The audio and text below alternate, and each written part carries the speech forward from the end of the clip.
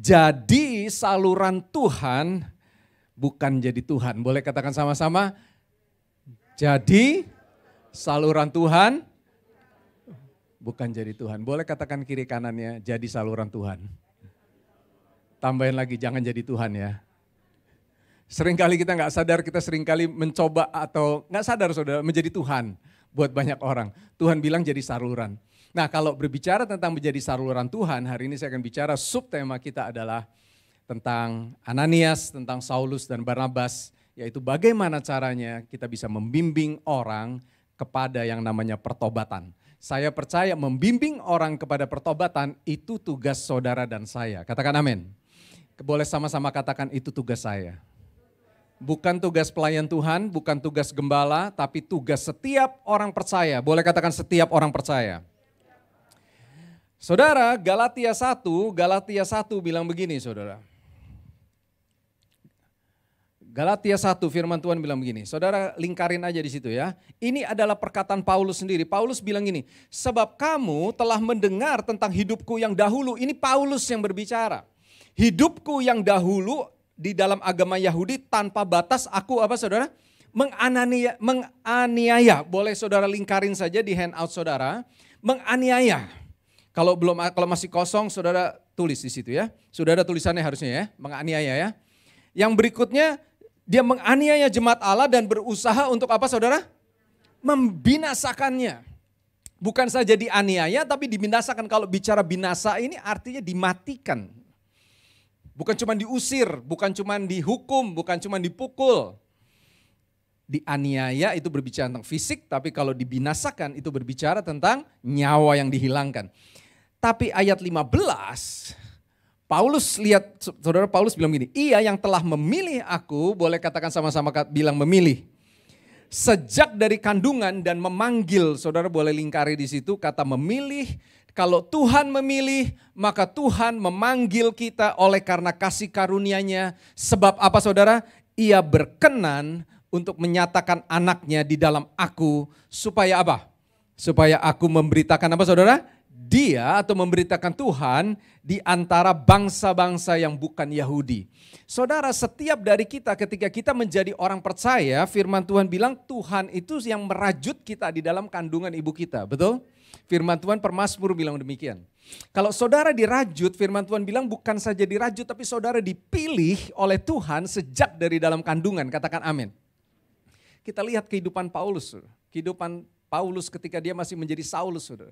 Kita lihat bagaimana dia menganiaya, dia membinasakan.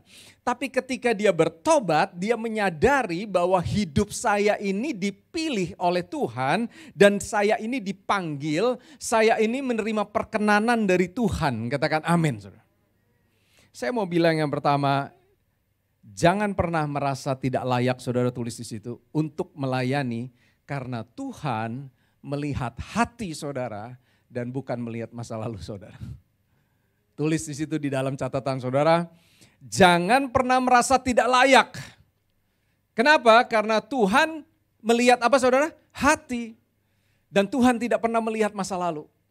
Paulus dia menganiaya, dia membinasakan jemaat saudara. Wah, dia menganiaya dengan luar biasa.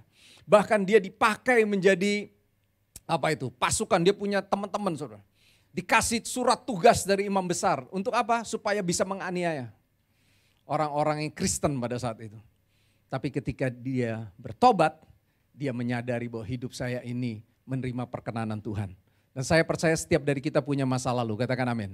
Setiap dari kita, tapi dengar ini baik-baik, Tuhan memilih saudara dan saya untuk memberitakan namanya di antara bangsa-bangsa. Katakan amin. Boleh sama-sama katakan ini tugas saya. Bilang ke kiri kanan ini tugas kamu juga. Saudara, hari ini saya mau bicara tentang 3 kebenaran ya. 3 kebenaran di dalam membimbing orang kepada pertobatan. Ada berapa kebenaran saudara? Ada 3 kebenaran ya. Kita akan belajar dari Kisah Para Rasul yang ke-9. Yang pertama, firman Tuhan bilang di ayat ke-10, di Damsyik katanya saudara, ada seorang murid Tuhan bernama Ananias. Dan firman Tuhan datang kepadanya di dalam suatu penglihatan. Ananias jawabnya, ini aku Tuhan. Ayat 11 bilang apa? Firman Tuhan, pergilah ke jalan yang lurus Dan carilah di rumah Yudas seorang di nama Tarsus yang bernama Saulus. Ia sekarang sedang apa saudara? Sedang berdoa. Dan di dalam suatu penglihatan ia melihat bahwa apa? Ada seorang Ananias yang menumpangkan tangannya lalu ia bisa melihat lagi. Saulus bisa melihat lagi. Di ayat 13 jawab Ananias begini, dari banyak orang, saudara perhatikan Ananias orang percaya, dia murid Tuhan, dia melihat penglihatan, dia menerima suara dari Tuhan untuk pergi, untuk bisa berdoa buat siapa? Buat siapa? Buat Saulus. Waktu dikasih perintah, perhatikan ayat 13. Ananias bilang gini, Tuhan dari banyak orang telah kudengar. Dari banyak orang telah kudengar betapa banyaknya kejahatan yang dilakukan terhadap orang-orang kudus-Mu di Yerusalem. Bukankah seringkali saudara ketika kita mau melayani orang kita selalu melihat masa lalu mereka. Kita melihat bahwa ini orang jahat, ini orang gak layak, ini orang Bapak gak tahu apa yang dikerjakan sama istrinya, sama suaminya, sama anak-anaknya, sama karyawannya. Ini orang pelayanannya dulu, ini nakalnya minta ampun. Seringkali saudara kita punya masa lalu pandangan, cap masa lalu buat setiap orang. Dan firman Tuhan bilang apa? Dari banyak orang aku udah dengar dan aku tahu ini orang banyak kejahatan terhadap orang-orang kudus. Dan ia datang kemari dengan apa saudara? Kuasa penuh untuk menangkap, untuk melakukan kejahatan lagi. Saudara. Ini ada orang-orang yang kita mau layani, saudara perhatikan 3 kebenaran. Kalau saudara mau membimbing orang di dalam pertobatan, saudara akan ketemu orang-orang yang hidupnya brengsek. Boleh katakan sama-sama brengsek. Orang yang hidupnya tidak layak dan jahat dan masih hidup di dalam kejahatan. Bahkan firman Tuhan bilang dia datang dengan kuasa penuh dari imam-imam untuk apa saudara? Untuk menangkap. Tetapi firman Tuhan bilang apa saudara? Pergi. Sebab orang ini adalah apa saudara? Alat pilihan dari aku katanya. Dan yang berikutnya apa? Untuk memberitakan namaku kepada bangsa-bangsa lain serta raja-raja dan orang Israel, aku sendiri akan menunjukkan kepadanya betapa banyak penderitaan yang harus ia tanggung oleh karena namaku. Saudara yang pertama yang kita harus catat di situ, kalau saudara kebenaran yang pertama, saudara harus melihat setiap jiwa dari sudut pandangnya Tuhan. Point of view, POV itu point of view atau sudut pandangnya Tuhan. Saudara catat di situ ya, POV itu apa? Seringkali saudara yang menjadi penglihatan, yang menjadi penghalang ketika kita melayani orang adalah kita mulai melihat masa lalu orang itu. Kita mulai fokus kepada kejahatannya, fokus kepada masa lalunya. Sedangkan Tuhan selalu melihat apa? Ending produknya. Tuhan selalu melihat masa depan. Tuhan gak pernah lihat masa lalunya. Tapi kita ketika penghalang yang pertama ketika kita mau melayani orang biasanya kita melihat orang itu justru dari masa lalunya. Boleh katakan sama-sama saya kenal orang itu. Saudara firman Tuhan bilang kalau kita lihat point of view-nya Tuhan, Tuhan bilang begini saudara. The end product, dia akan menjadi apa saudara firman Tuhan bilang dia akan menjadi alat pilihan. Alat pilihan itu artinya chosen vessel of mine. Yang pertama saudara, chosen vessel of mine berbicara tentang setiap dari kita punya yang namanya specific ownership. Kita harus mengerti bahwa di dalam Tuhan setiap orang itu punyanya Tuhan. Nah Tuhan bilang tadi apa? Pergilah sebab orang ini alat pilihan, the chosen vessel of mine. Artinya apa? Kalau kita berani untuk melihat setiap orang dari point of view-nya Tuhan, kita percaya bahwa setiap orang itu miliknya Tuhan. Kalau dia miliknya Tuhan, maka Tuhan punya kepentingan buat hidupnya. Katakan amin. Yang kedua, untuk dia bisa apa saudara? Memberitakan namaku, to bear my name. Artinya apa saudara? Ada specific purpose.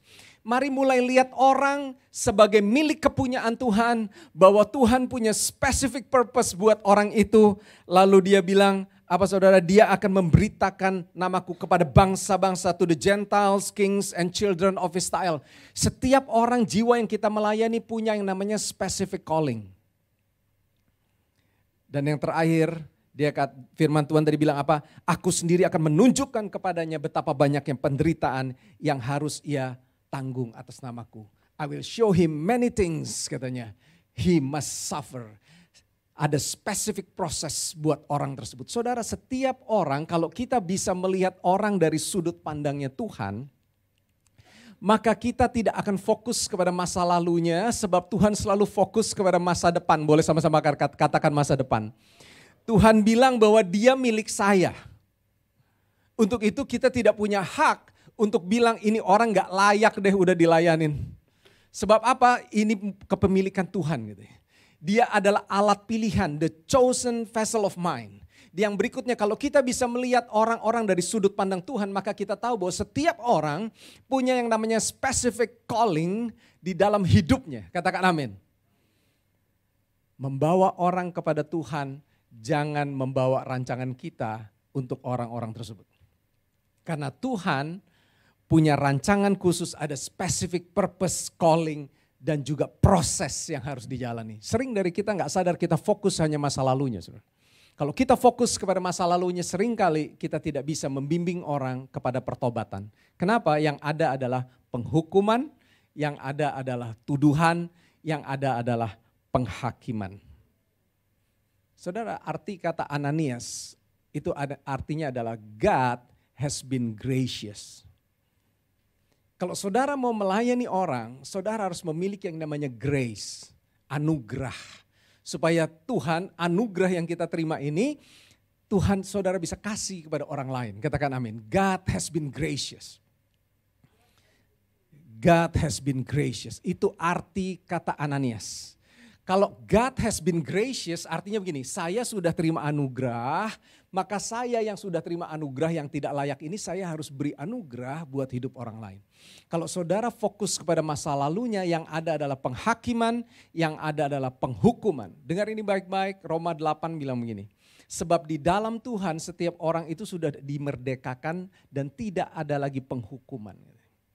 Tapi sering kali kita secara tidak sadar manusia dan orang percaya kita memberikan penghukuman kepada orang lain. Dengan apa saudara? Dengan cap. Kamu tidak layak, ini orang gak bisa berubah, ini orang gak pernah berubah. Penghukuman, penghakiman, condemnation itu yang kita berikan. Roma 8 bilang di dalam Tuhan setiap orang sudah dimerdekakan dan tidak ada penghukuman lagi. Kalau Tuhan tidak melakukan penghukuman, kenapa kita orang percaya tidak berhasil dalam membimbing orang kepada pertobatan? Karena secara tidak sadar kita menjadi Tuhan dan memberikan penghukuman, penghakiman bagi orang-orang tersebut. Saudara belajar sesuatu hari ini? Saudara, ada sebuah artikel yang menarik, saudara. Ada sebuah psikologis dari Amerika bernama Greg Kushnick. Greg Kushnick, saudara, dia tulis gini. Kalau kita fokus hanya kepada kesalahan orang, kepada masa lalu, kepada tindakan-tindakan yang tidak menyenangkan saya, maka ini ada bahayanya. Bukan saja kepada orang itu tidak bisa ketemu dengan Tuhan, tapi ini bahaya yang pertama, saudara. Berarti kita putting limit, kita sedang menaruh sebuah sebuah batasan untuk kita punya kebahagiaan. Kalau saudara ketika kita melakukan penghukuman buat orang, sepertinya saudara mungkin superior. Penghakiman, penghukuman. 1-2 menit saudara merasa superior. 5 menit kemudian research-nya membuktikan saudara akan merasakan ketidakbahagiaan. Yang kedua, saudara sedang membuat yang namanya self-depression. Saudara nggak sadar kenapa ketika kita melakukan penghukuman melihat orang selalu dari kacamata sudut pandang negatif, maka lambat laun saudara akan merasakan yang namanya depresi. Karena saudara sudah mengambil peran Tuhan di dalamnya. Ingat tadi firman Tuhan bilang, jangan apa saudara? Jangan apa? Jadi Tuhan. Boleh katakan sama-sama sekali lagi, jangan jadi Tuhan. Yang berikutnya saudara sedang isolasi diri saudara dari important relationship. Kalau saudara sedang sering melakukan penghukuman, menunjuk orang selalu salah atas masa lalu dan atas kelakuannya. Ingat di dalam Tuhan tidak ada lagi penghukuman. Maka firman Tuhan atau research tersebut menyatakan bahwa saudara sedang mengisolasi diri saudara dari sebuah important relationship, hubungan-hubungan ada banyak yang akan dihancurkan. Dan yang berikutnya saudara akan membuat orang lain untuk menjauh dari saudara. Kenapa? Ketika ketemu yang ada penghakiman, yang ada tuduhan, yang ada kesalahan. kita tidak akan pernah bisa melihat jiwa dari sudut pandang Tuhan. Tuhan selalu melihat ending produknya. Saulus orang yang sudah membinasakan jemaat, Tuhan bilang apa? Ini alat pilihan bagi saya. Tuhan lihat selalu masa depannya. Kita manusia fokus kepada masa lalunya. Yang berikutnya saudara, kita akan membuat yang namanya creating negative energy.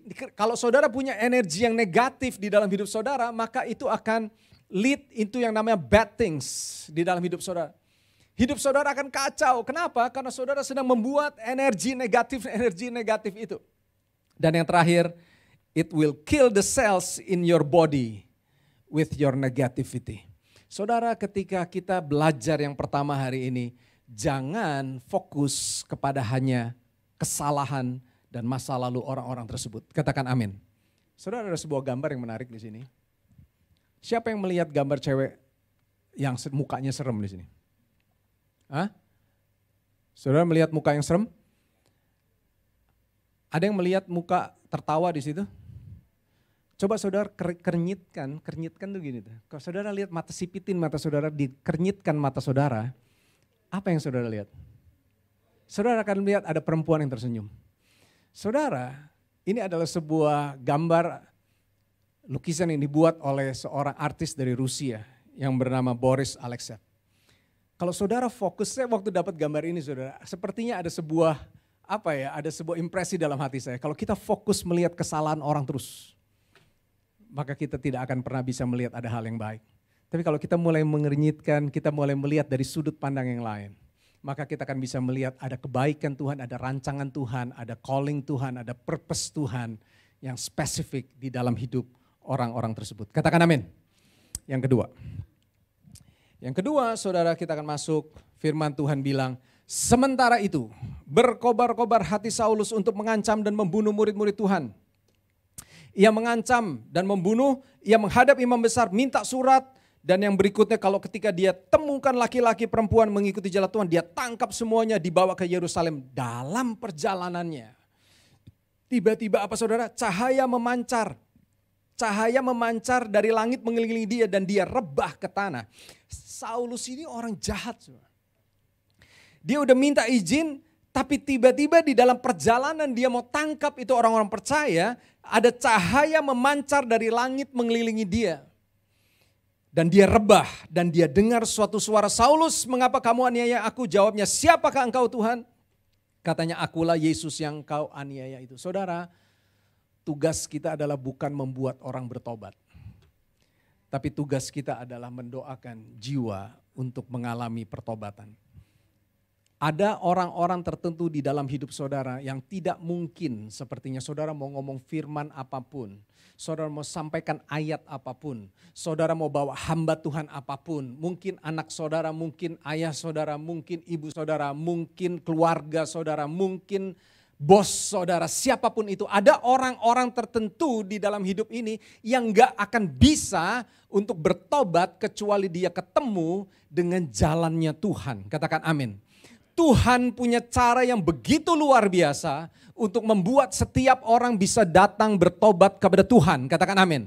So pesan di poin nomor 2 ini, jangan stres. Saya waktu nyiapin ini saudara, saya juga bertobat. Terus tiba-tiba Tuhan ingetin, kamu sering tuh bicara tuh ada pejabat-pejabat tertentu yang kamu gak suka gitu kan. Begitu ngelihat, ih jijik nih orang nih. Gitu ya, sering kali itu gak sadar itu ya. Terus waktu saya siapin ini gitu, pernah gak kamu doain dia supaya ketemu Tuhan? Saya bilang gak pernah. Oke, bertobat juga, salah juga. Saudara, kita ada orang-orang tertentu yang gak akan pernah bisa kita buat bertobat. Tapi Tuhan punya caranya yang ajaib. Tiba-tiba, waktunya akan tiba. Saudara, ketika dia ketemu dengan jalannya Tuhan. Tugas kita hanya apa saudara? Mendoakan. Saya ngerti bahwa ada tugas kita untuk menyampaikan firman Tuhan, betul.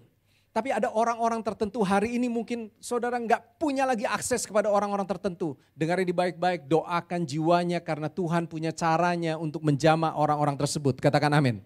Saudara, firman Tuhan bilang, lalu yang berikutnya saudara, maka dikatakan ada orang-orang yang lagi sama si Saulus pada saat itu termangu-mangu temannya. Karena mereka memang mendengar suara itu tapi tidak melihat seorang pun, saudara. Ada orang yang di situ, inilah yang disebut anugerah. Ada orang yang dengar, tapi ada orang yang bertobat, ada orang yang gak bertobat.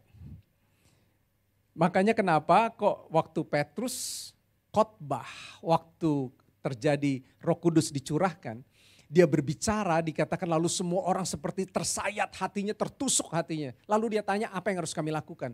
Kamu beri diri dan kamu dibaptis. Ada berapa orang saudara? 3.000 orang. 3.000 orang dibaptis. Saudara pikir 3.000 orang dibaptis oleh karena perkataannya Petrus pada saat itu? Bukan. Saya percaya semua orang yang bertobat pada saat itu karena perkenanan Tuhan ada dalam hidup mereka pada saat itu. Tapi Tuhan tetap perlu mitra. Tuhan tetap perlu saudara dan saya. Tuhan bisa buat kok ketemu di tengah jalan. Ya kan, di dalam sebuah perjalanan pada saat itu menuju ke Damsyik pada saat itu Tuhan mempertemukan dirinya. Tapi Tuhan tetap perlu yang namanya Ananias untuk mendoakan pada saat itu. Bisa gak Tuhan gugurin setelah 3 hari? Bisa. Tapi Tuhan tetap perlu saudara dan saya untuk bisa menjadi alat bagi Tuhan. Katakan amin. Dan firman Tuhan bilang mereka disukai semua orang. Dan Tuhan setiap hari menambahkan jiwa mereka. Siapa yang nambahkan saudara? Tuhan. Tapi Tuhan perlu kita untuk melakukan bagian kita. Katakan amin. Saudara, saya tulis di situ. Yang dapat menjamah orang, tulis di situ. Yang dapat menjamah orang hingga bertobat itu Tuhan. Tulis di situ menjamah dengan caranya Tuhan dan bukan cara kita. Kalau hari ini saudara sudah kehabisan akal mungkin melayani banyak orang dalam hidup saudara. Doakan dia ketemu Tuhan. Doakan, ambil bagian. Daripada kita melakukan penghakiman baik kepada sesama pelayan Tuhan, kepada atasan kita di kantor, kepada saudara kita, om, tante, orang tetangga di sebelah, saudara, doakan. Karena Tuhan punya caranya, Tuhan punya prosesnya, Tuhan punya caranya untuk bisa menjamah orang itu. Tugas kita hanya apa saudara? Melakukan doa. Kalau saudara berdoa, saudara taruh hati saudara, maka Tuhan akan mempertemukan caranya dengan orang-orang tersebut. Tidak ada yang mustahil bagi Tuhan, katakan amin. Kalau Saulus bisa bertobat, saya percaya kita semua atau siapapun yang kita doakan juga bisa. Katakan amin. Yang ketiga, yang terakhir. Saudara, firman Tuhan bilang 3 hari lamanya ia tidak dapat melihat. Ada berapa hari saudara? 3 hari saudara, lingkari di situ 3 hari. Dia tidak makan, tidak minum dan di Damsyik, tapi ada seorang murid Tuhan yang bernama Ananias. Firman Tuhan datang kepadanya suatu penglihatan. Ananias, jawabnya, ini aku Tuhan. Saudara, yang ketiga adalah kita harus menyiapkan diri untuk jadi saluran. Dikatakan saudara di Damsyik ada seorang murid. Tuhan gak pakai sembarangan orang. Kalau saudara punya kualitas murid itu apa sih saudara? Saudara mau mulai melihat orang dari sudut pandangnya Tuhan. Kualitas murid yang kedua, saudara mau mulai mendoakan buat jiwa-jiwa. Mungkin saudara sudah belasan tahun berdoa buat suamimu. Belasan tahun, puluhan tahun berdoa buat anak-anakmu. Dan dia belum mengenal Tuhan hari ini.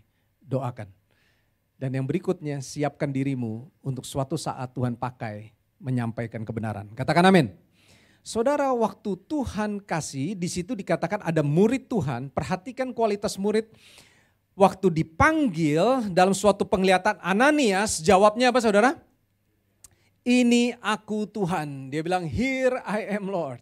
Ternyata saudara, kualitas saluran itu selalu harus siap. Boleh katakan bilang selalu siap. Saluran itu siap. Saluran itu kalau dialirin dia gak bisa bilang begini, aku hari ini gak mau ngalirin. Gak bisa. I'm sorry, I am busy. Gak bisa. Saluran setiap saat harus dipakai, harus siap. Firman Tuhan bilang Ananias dan dia bilang apa? Here I am Lord. Dan Tuhan bilang get up and go. Mari pergilah ke jalan yang disebut jalan lurus itu. Di situ ada orang. Saya mau pakai dia. Kita harus menjadi saluran bagi Tuhan. Katakan amin. Setelah ia makan, pulihlah kekuatannya dan Saulus tinggal beberapa hari bersama-sama dengan murid-murid di Damsyik. Dan di ayat 20 bilang apa saudara? Ketika itu ia, yaitu Saulus, ketika dia mulai bertobat, dilayani, didampingi oleh Ananias, ia mulai memberitakan Yesus di rumah-rumah ibadat gitu ya. Dan mulai mengatakan bahwa Yesus adalah anak Allah. Dikatakan bahwa dia mulai mengatakan, saudara perhatikan, catat ini baik-baik. Apakah ada di situ ayatnya mulai mengatakan? Ya, tolong lingkari kata mengatakan di dalam handout saudara. Ya, ini kata penting nanti saya akan kembali di sini.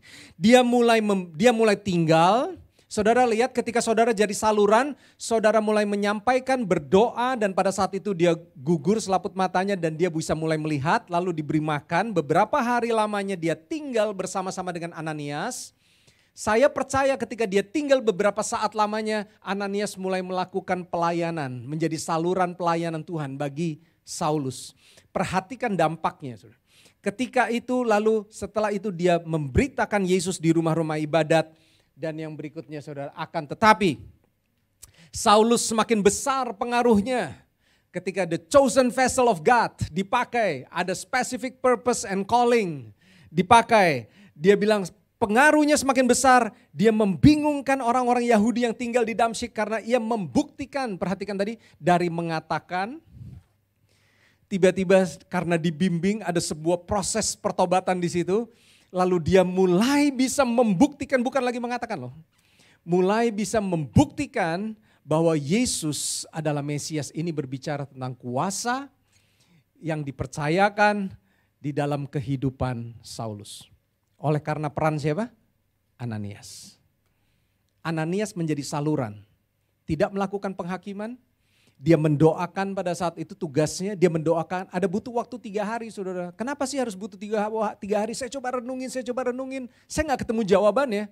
Kenapa harus butuh 3 hari baru Ananias dikasih penglihatan untuk datang ke Saul? Tapi saya percaya orang bertobat itu prosesnya butuh waktu. Kata kuncinya itu, setiap orang bertobat datang kepada Tuhan butuh yang namanya proses. Boleh katakan sama-sama butuh proses. Ada waktu Tuhan. Saudara tidak bisa percepat waktunya. Karena kalau saudara percepat waktunya, saudara berarti bukan saluran. Saudara mengambil peran Tuhan dan saudara berusaha menjadi Tuhan. Harus bertobat hari ini, harus bertobat caranya begini, harus berubah caranya begini. Dan saudara secara tidak sadar mulai melakukan penghakiman, penuduhan, dan saudara ambil peran Tuhan di dalamnya. Saudara adalah saluran, boleh katakan sama-sama saya saluran. Saluran itu saudara hanya melakukan apa yang ditugaskan.